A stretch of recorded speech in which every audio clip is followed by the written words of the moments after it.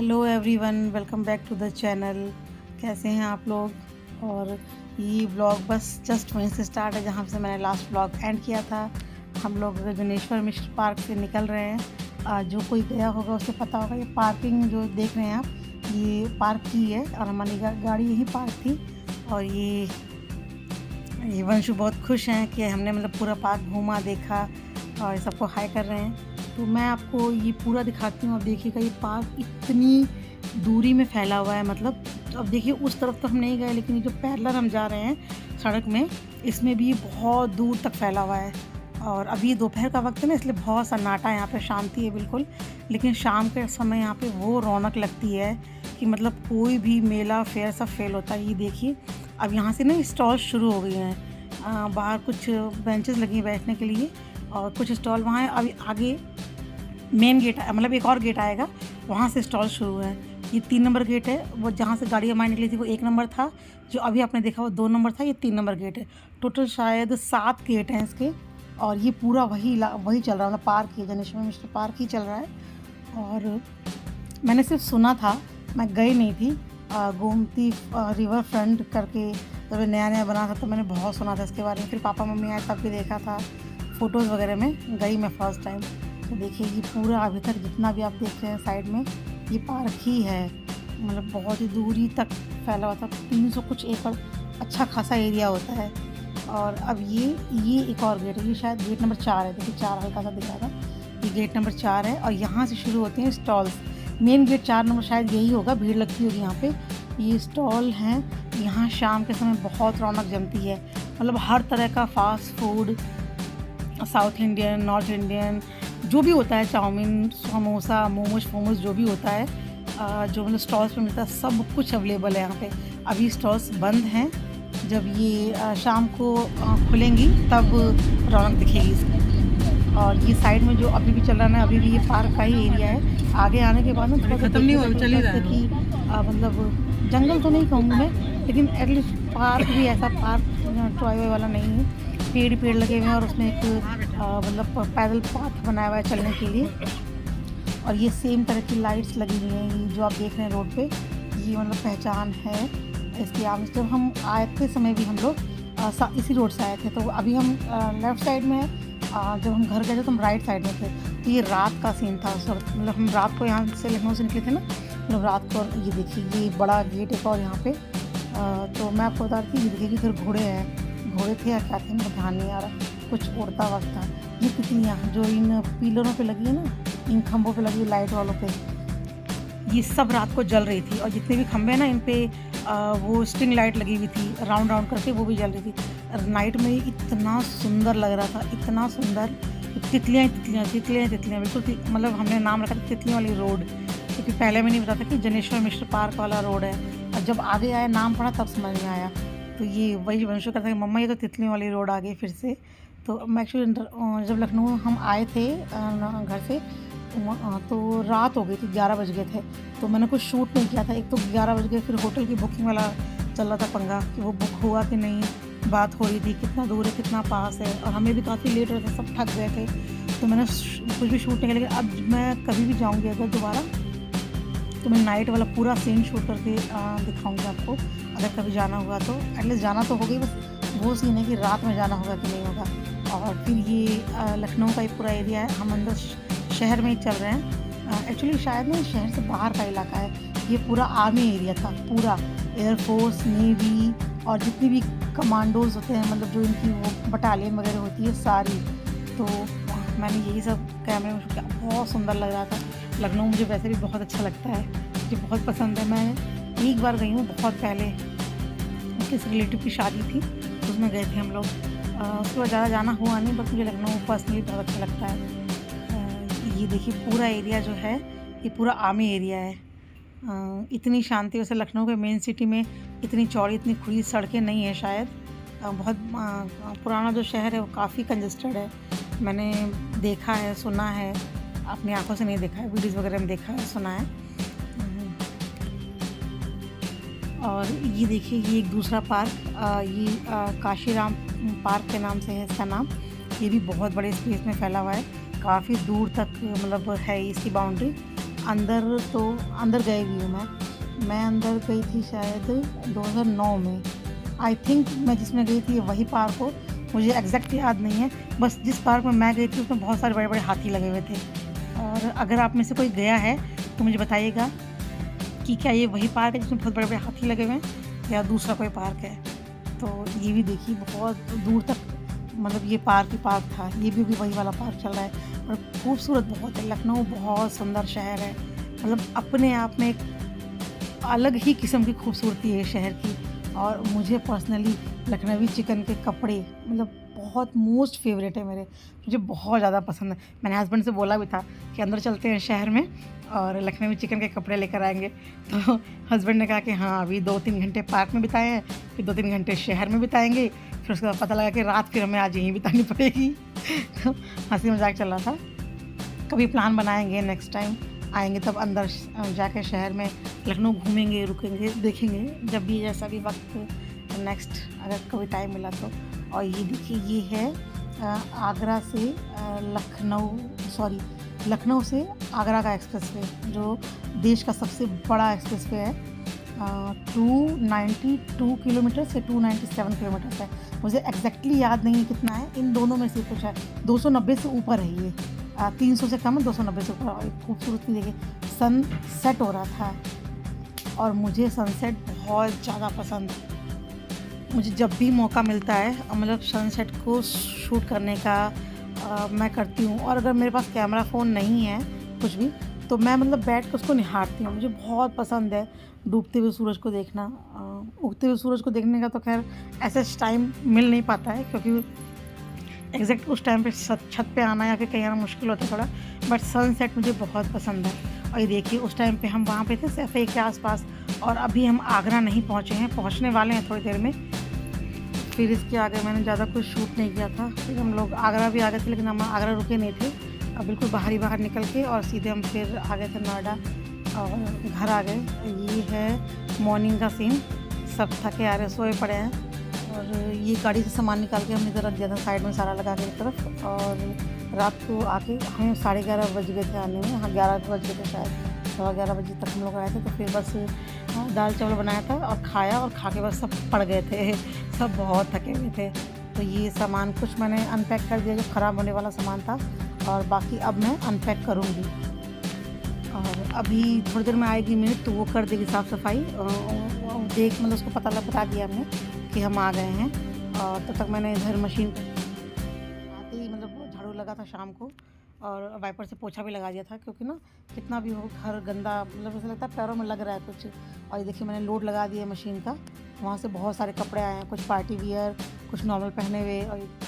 और जब गए थे तब के भी कपड़े कुछ छूटे हुए थे, तो ये धुलेंगे कई राउंड में, कई घंटे लगेंगे इनको धुलने में। और ये देखिए किचन में पूरा फैला रखा है मैंने, कुछ सामान जो लाए थे वो सब खोल के मैंने रखा है। ये रात को कुकर जो बनाया था दाल चावल, वो कपड़े मतलब बर्तन सब फैले पड़े हैं। बस अभी मैं इनको करूँगी, धीरे धीरे सबको सेट करूँगी। काम वाली भी आएगी, मतलब वो थोड़ी लेट आएगी अभी वो। और सबसे पहले चलते हैं दूध ले आते हैं, क्योंकि बनाएंगे चाय। और फिर उसके बाद चाय वाय पी के फिर लगेंगे काम पे। तब तक मशीन लगी हुई है, मैंने लगा दिया, लोड नेहा को बोल दिया है कि बेटा देख लेना एक बार। सेमी ऑटोमेटिक है तो उसको हर 15 मिनट को उसका वो चलाना पड़ता है। तो चलते हैं, दूध ले आई मैं, हस्बैंड सो रहे थे, वहाँ सो रहा था, वो दूध गर्म करके फिर उसके बाद चाय बनाएंगे। और नेहा आ जाएगी स्कूल, क्योंकि उसका स्कूल ऑलरेडी 10 दिन का मतलब छूट गया है, उसकी छुट्टियाँ नहीं थी। लेकिन चूँकि घर में फंक्शन था और सब जा रहे थे, तो फिर वो उसे बच्चे को अकेले यहाँ छोड़ नहीं सकते थे हम, तो उसका 10 दिन का स्कूल छूटा। तो आज वो जाएगी स्कूल, वो रेडी हो रही है नहा के। और मैं इधर एक तरफ चाय बनाऊंगी और एक तरफ रात के ना चावल बच गए थे थोड़े से, तो मैं उसके लिए बिल्कुल प्लेन सिंपल से फ्राइड राइस बना दूंगी। वो उसे बहुत पसंद है पर्सनली, वो ले भी जाएगी और थोड़ा सा खा भी लेगी ब्रेकफास्ट में चाय के साथ। तो चलिए बनाते हैं फ्राइड राइस फटाफट से, और दूसरी तरफ चाय।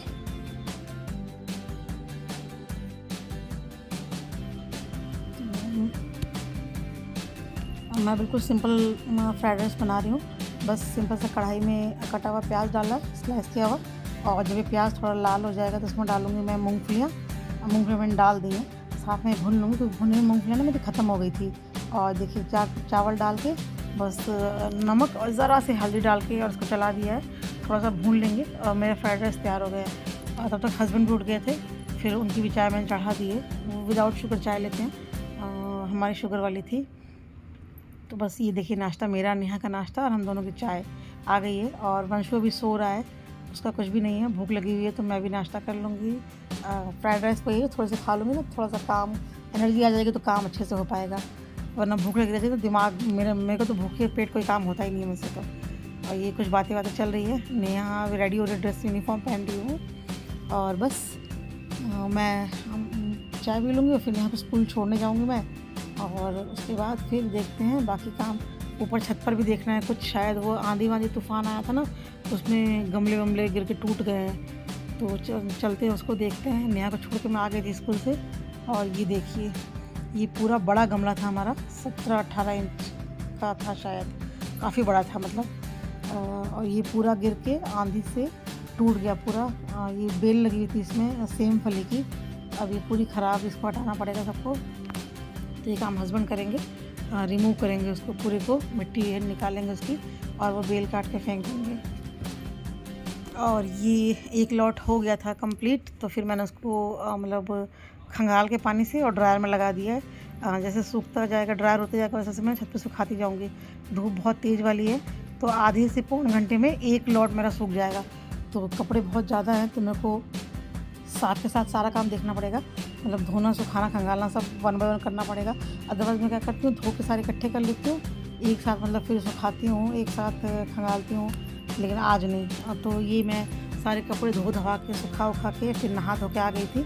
और अब तक तो वो कपड़े धुले, अब ये मैं सूटकेस की अनपैकिंग कर रही हूँ। तो इसमें से देखिए कपड़े सबके छांट रही हूँ, किसके पहने हुए कपड़े हैं, किसके बिना पहने कपड़े हैं, और किसके कपड़े हैं जो धोने की कंडीशन में, मतलब धोने हैं, पहने हैं तो धोने ही पड़ेंगे। कुछ कपड़े ऐसे थे जो मतलब मैंने किसी ने पहने ही नहीं, मतलब टाइम नहीं मिला पहनने का। कुछ कपड़े ऐसे थे जो मैं वहीं से धोकर लाई थी, तो वो सारे मुझे अलग अलग सेपरेट करने हैं। और ऐसे सेपरेट करने से फ़ायदा और होता है, जिसके कपड़े हैं उसकी कबर्ड में रख दिए जाएंगे एक बार में। मतलब जैसे ये मैं इधर हस्बैंड के लगा रही हूँ, उधर नेहा के, एक तरफ वंशु के। तो इससे क्या होगा ना कि जिसके कपड़े हैं उसकी कबर्ड में रख दिए जाएंगे, और जो धोने वाले हैं वो मैं सारे एक तरफ करती जा रही हूँ, क्योंकि धोने तो साथ में है। देखिए हस्बैंड के सारे कपड़े अनटच्ड है, उन्होंने पहने ही नहीं है, मतलब उन्हें टाइम ही नहीं मिला पहनने का, या जो भी समझ लीजिए आप। ये सारे जितने भी इधर दिख रहे हैं आपको प्रेस किए, कि जैसे गए थे वैसे ही आ गए हैं। एक्चुअली कपड़े ना मैं हमेशा 2-4 सेट एक्स्ट्रा ही लेकर जाती हूँ, क्योंकि ना गांव में लाइट का भरोसा नहीं होता कि लाइट आएगी कि नहीं आएगी।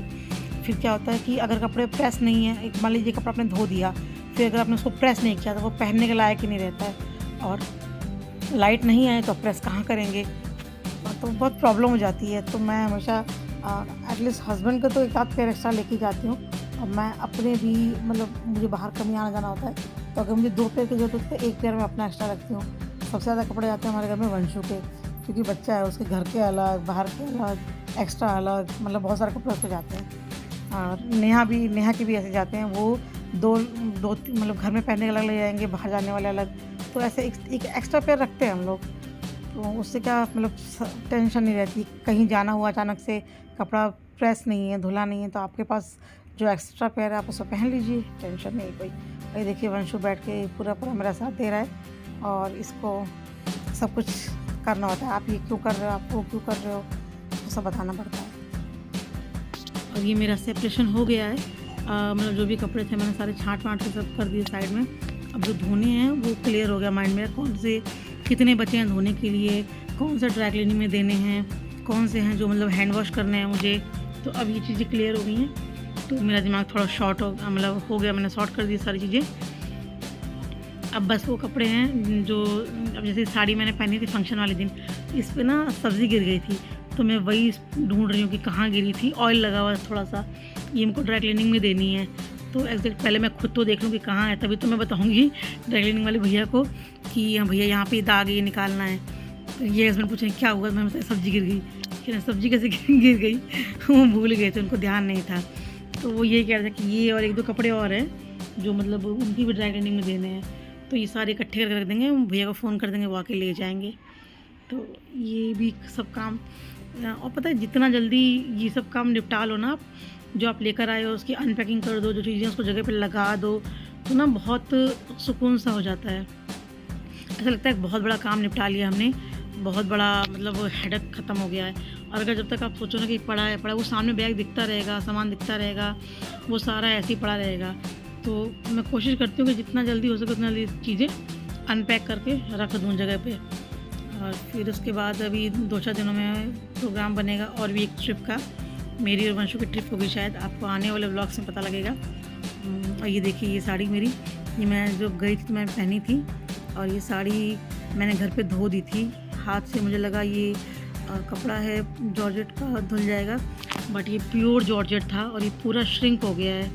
इतनी प्यारी साड़ी थी ये, और ये चौपट हो गई है। पता नहीं अब इसका क्या ही होगा, मुझे समझ में नहीं आ रहा। ये प्रेस करने से फिर सही हो जाएगी या नहीं होगी, पता नहीं क्या। मतलब इतनी प्यारी साड़ी थी मेरी, और मुझे इतना अफसोस हो रहा है मैंने क्यों इसको धो दिया घर पे। मुझे लगा मैं इसको धो दूँगी, धो के रेडी हो जाएगी तो मुझे कहीं और जाना होगा तो मैं इसे दोबारा से पहन सकती हूँ। एक्चुअली नीचे जब फॉल वाला एरिया होता है ना, जहाँ पे फॉल लगा होता है साड़ी का, वहाँ पे ये मिट्टी मिट्टी से लग गई थी। तो मैं साड़ी ना बहुत नीचे पहनती हूँ, मुझसे ज़रा सी भी ऊंची साड़ी पहनी नहीं जाती है। और ना तबीयत थोड़ी सी ठीक नहीं है, गला आपको लग रहा होगा मेरा बैठा बैठा सा, तो सॉरी उसके लिए। आपको वॉइस ओवर में पता चल रहा होगा मेरा गला बैठा बैठा सा है, तो थोड़ी सी तबीयत है हल्की अभी। तो बस वही सब। ये एक दूसरी साड़ी है, ये भी मुझे वॉश करनी है, लेकिन ये भी हैंड वॉश है। ये जो कपड़े हैं कुछ हैंड वॉश वाले हैं, कुछ मशीन वॉश वाले हैं, तो सब मैं रख रही हूँ क्योंकि मैं सारा तो एक साथ धो नहीं पाऊँगी। तो जैसे टाइम मिलता जाएगा ना, मतलब मैं 1 बाय 1 धोती जाऊँगी। पहले मशीन वाले लॉट सारे ख़त्म करूँगी, फिर उसके बाद हैंड वॉश वाले धीरे धीरे करके धोऊँगी, क्योंकि जितने कपड़े ना सबके कलर अलग अलग हैं और मुझे सब अलग अलग धोने हैं। क्योंकि ये जो ब्लू वाली साड़ी मैंने आपको दिखाई ना अभी, जो श्रिंक हो गई है, ये मैंने घर पर धोने के लिए रखी थी, और इस पर इसका कलर बहुत ज़्यादा छूट रहा था। एक्चुअली मुझे पहले बिल्कुल आइडिया नहीं था, जो प्योर की साड़ियाँ होती हैं ना, प्योर जॉर्जेट की, उनका कलर छूटता है। और वंश ने पता नहीं क्या कैसे किया कि वो मैंने 2 बाल्टियों में अलग भिगो रखी थी, ये वाइट शर्ट और ये साड़ी, और इसने इसका कलर अपने शर्ट पर लगा लिया। अब वो शर्ट का कलर छूट नहीं रहा है, वाइट का कलर कंधे पे ब्लू लग गया है। तब से बस मुझे ये है कि मुझे हर कपड़ा अलग अलग धोना है। भले मुझे एक दिन में 2 ही कपड़े धोने, पर मैं धोऊँगी सारे अलग अलग, क्योंकि वंशु इतनी बदमाशी करता है ना, पूछिए मत। और फिर ये सब काम करके सेपरेट हम लोगों ने खाना वाना खाया, आराम किया। फिर ये शाम की क्लिप है, 4 बजे करीब घर से आम लाए थे हम लोग, भैया, पापा, पिताजी, मतलब ससुर जी, सब लोग। घर पे बहुत सारे पेड़ हैं आम के, पूरा मतलब बगीचा है हम लोगों का एक तरह से। आपने को दिखाया है मैंने, वीडियो में भी देखिएगा। उसके अलावा खेतों में भी हैं, तो बहुत ज़्यादा आम लगे थे इस बार का। पिछले हर बार ही लग जाते हैं, पिछली बार भी लगे थे। तो ये आधे आम तो हमने डाले हैं मतलब पकाने के लिए, ये मतलब पक जाएंगे ना तो मतलब फिर खाया जाएगा। लास्ट ईयर भी लाए थे हम लोग, तो ये ऐसे पकाए थे हमने इनको।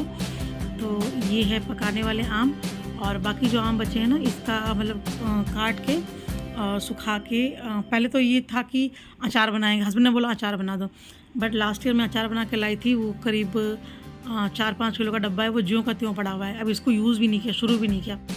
बाकी जो आम है ना, उसको काट के और उसको मतलब सुखा लेंगे, फिर बाद में उसको पीस लेंगे, तो उसकी खटाई बन जाएगी, आमचूर जिसको बोलते हैं।